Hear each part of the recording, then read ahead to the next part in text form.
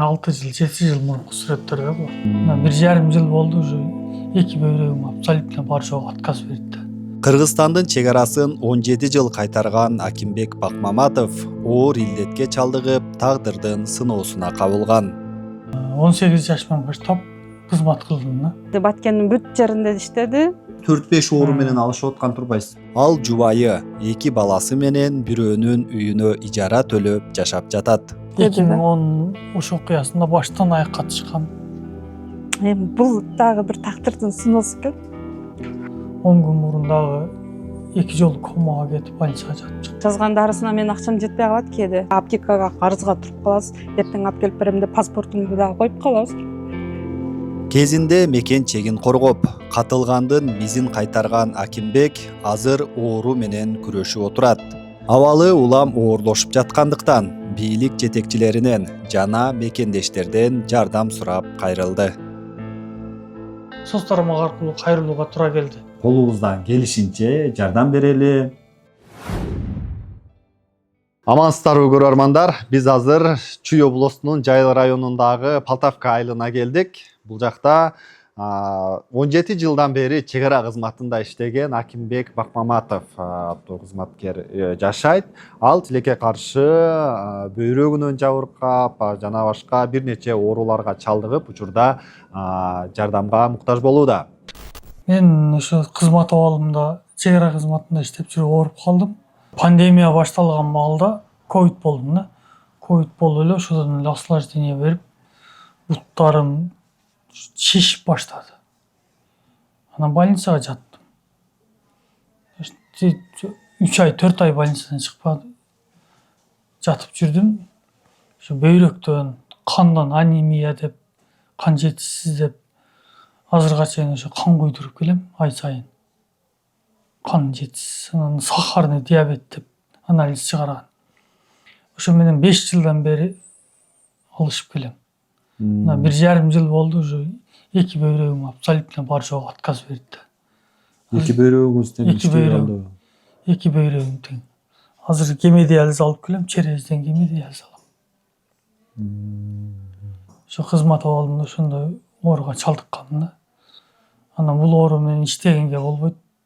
По болезни пенсияга чыгып кеткем. Ошодон бери мына 5 жылдан бери больница лечение.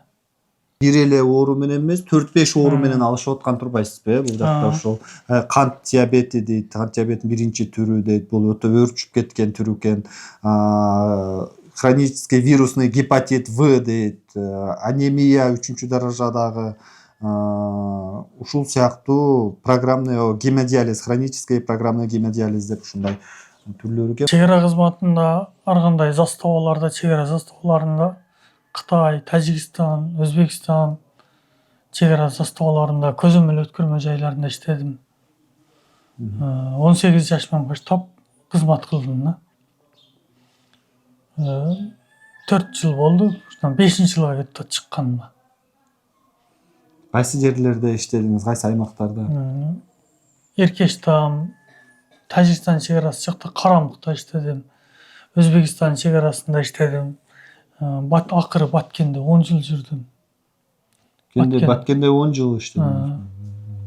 Кадам жайдан баштап Лейлекке чейин. Мен өзүм деле сезбей калдым. Ушу бөйрөгүм талып оорутуп жүрчү.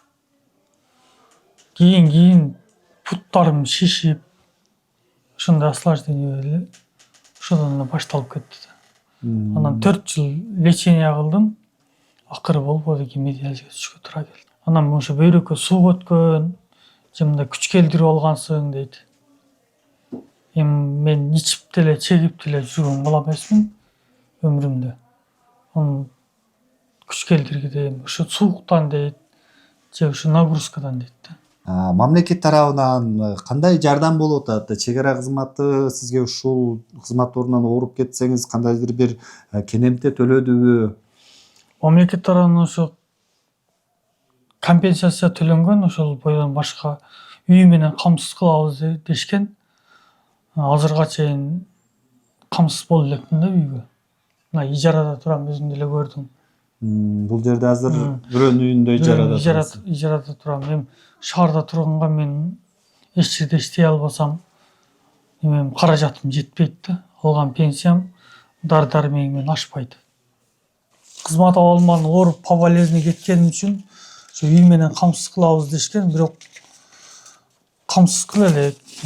Урматтуу генерал, биздин генералыбыз УКМК төрагасы Камчыбек Ташиевке кат жазганмын. Ушун мен үй боюнча маселемди чечип бериңиз деп. УКМКнын чек ара кызматынын турак жай комиссиясынын төрагасынын орун басары Бабаев катта жооп берген экен. Анда биздин комиссия сиздин карап чыктык. Биринчи кезекте турак жай менен камсыздоого муктаж болгондордун тизмесине киргизүү жөнүндө чечим кабыл алдык деген экен ошондо. Андан кийин дагы мына 2025-жылы апрелде дагы чечим чыккан экен. Анда бул чек ара кызматынын аскер пенсионерлеринин жана аскердик кызматты өтөө учурунда жаракат алып, майыптыгы боюнча пенсияга чыккан аскер кызматчылардын мамлекеттик ипотекалык компаниясына кезекке туруу маселесин чечүү боюнча иш-чараларды уюштурууда дейт бул чек ара кызматы. Бирок бул маселе өкмөттүк деңгээлде чечилгендиктен убакыт талап кылынат деп жооп бериптир. Эми дагы деле мындай так маселе жок экен. Негизи үйгө муктажсызбы? Үйүңүз жокпу башка жактарда? Жок, эч жерде үйүм, жерим жок. Ушу вакытка чейин ижарада туруп келем. Баягы чек ара кызматта иштегенде үй бүлөңүз менен көчүп конуп жүргөнсүз ар жакта. Көчүп конуп жүргөн. Канча балаңыз бар? Үй бүлөңүз менен ушул жакта турасызбы? Үй бүлөм менен үйлөндүм, ушул жерде турам. Бир уул, бир кызым бар. 12 жыл болуп калды баш кошконубузгачы. Бул ошо мен турмушка чыгарым алдында эле чек ара кызматында иштечү. Андан кийин бул чек ара кызматында иштеп жүрүп 2021-жылы ошол оорудан пандемия учурунда да анан ооруп ошодон иштен чыгып калды. Андан кийин ошодон бери эле биз мына оору менен эле буну анан күнөн күнгө оорусу күч алып, анан азыр бөйрөктөрү иштебегендиктен 3 килограммдан ашча эле көтөрө албайт. Анан баягы дары дармеге кымбат экен да. Кээ бирисине дарысына келгенде биз албай калабыз. Арзаныраакын алабыз. Ай сайын кан куйдурам, кан дарысын ичем. 3-4 диагноз бар, олордун каршы дарыларды ичем. Кымбат бар. Дарылардын Мамлекет тарабынан болгону гемодиализ бесплатный, дары дармек бүт сатып алам. Каным ушу тынбай түшүп турат. 50 чейин түшүп калат. Кече будан бир 10 күн мурун дагы 2 жолу комага кетип больницага жатып чыктым. Комага түшүп калдыңызбы өзүңүз? Өзүмчө эле ушу турган жериңден эле билбей калам, түшүп каласың. Больницага бардым скорый менен. 2 күн жаткандан кийин больницада дагы түнкү саат 3-тө комага түшүп калып, дагы реанимацияга барып, зорго өзүмө келдим. Бул баягы комага түшүп калган учурларда дары алып келгиле деп жазган дарысына мен акчам жетпей калат кээде. Туугандарыбыз берет анча-мынча. Өзүнүн туугандары, менин туугандарым берет. Анан ошол учурда биз бир аз кыйналып, достору берет.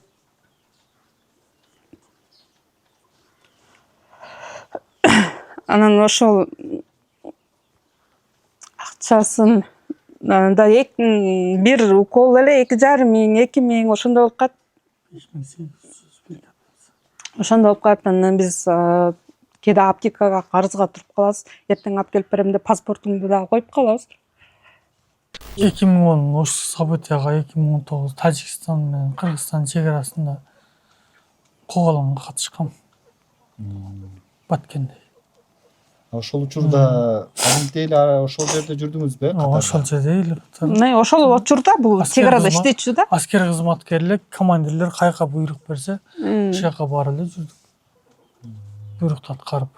Ошондо иштеди да. 2010 ош окуясында баштан аяк катышкан. Биз буну чындыгында караш керек. Балдарым да кичинек.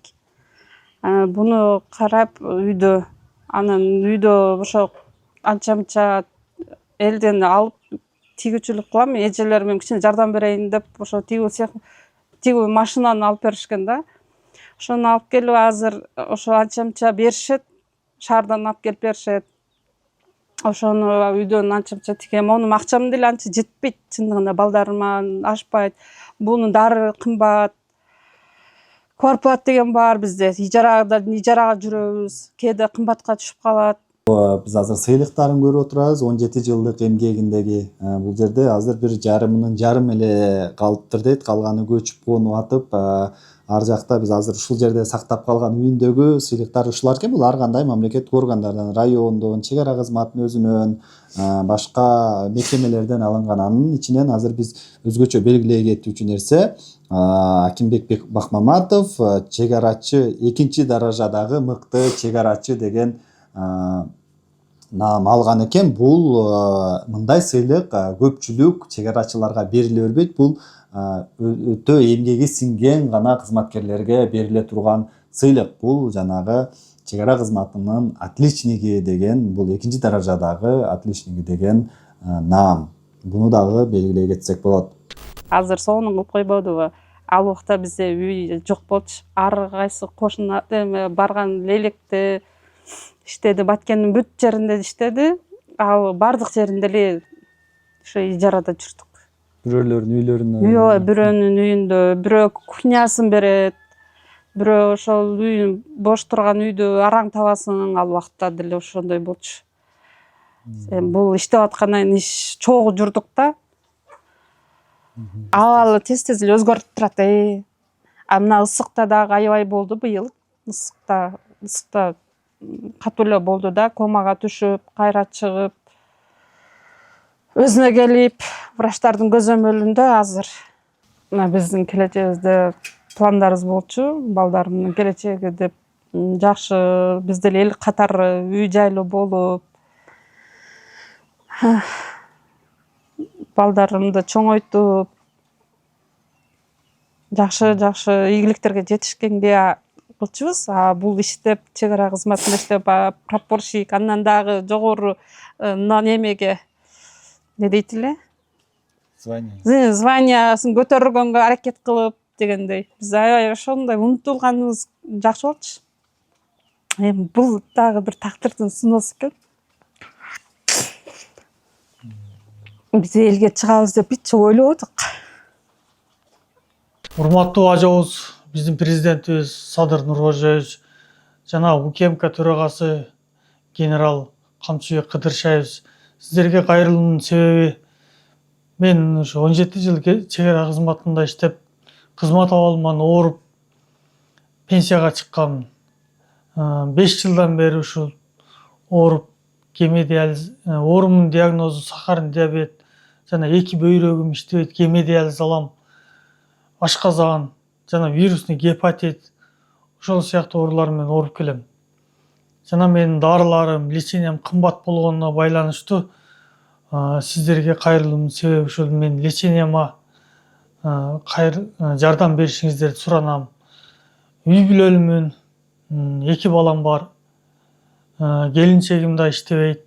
Келинчегим постоянно мен диетада, көзөмөлдө болгон үчүн мени карап үйдө. Алган пенсиям эчтекеге жарабайт. Барып келген жөлгө менен ашпай калат пенсиям. Азыр эми ушу тууган урук, досторум жардам берип, леченияма дары-дармек кымбат болгонуна байланыштуу ошолор жардам көргөзүп атат. Кудайга шүгүр. Анан сизге, Камчыбек Кыдыршаев, сизге 2 жолу кат жолдогом турак жай боюнча. Менин катым сизге жетпи, жетпей калдыбы? Ошого сиздин өзүңүздүн жеке кабыл алышыңызды суранып жазган болчумун. Жетпегенине байланыштуу мен видео аркылуу, соц тармак аркылуу кайрылууга туура келди. Ушул маселени чечип беришиңизди, өзүңүз туура көзөмөлгө алышыңызды суранам. Генералыбыз Камчыбек Кыдыршаевичке жаш кыйналган үй бүлөлөргө кайдыгер карабай жардам берип келатканын көрүп атабыз соц тармактардан. Анын катарында бизди дагы бир карап койсо деген үмүтүбүз чоң. Жолдошум ооругандыктан биз чыгып атабыз бул соц тармакка. Айла жоктон чыгып атабыз. Бул биз үчүн эле аябай оор да. Биздин чек ара кызматкерибиздин абалы ушурда элдин жардамына муктаж болууда. Андыктан кайрымдуу жарандар колдоо көрсөтөм, жардам берем дегендер болсо, биз бул жакка реквизиттерин, банктын номерлерин жазып коебуз. Ошол жакка кайрылып колдоо көрсөтсөңүздөр болот. Жалпы эле кыргызстандыктарга, мекендештерге баарына кайрыла кетели. Бул ушундай кырдаалда өзүңүздөр колубуздан келишинче жардам берели. Турса айыгып, ушу бир уул бир кызынын астында жакшы өмүр сүрүшүнө себепчи бололу. Кудай шыпасын берсин сизге. Буюрса жакшылыктардын баары алдыда деп үмүт кылабыз.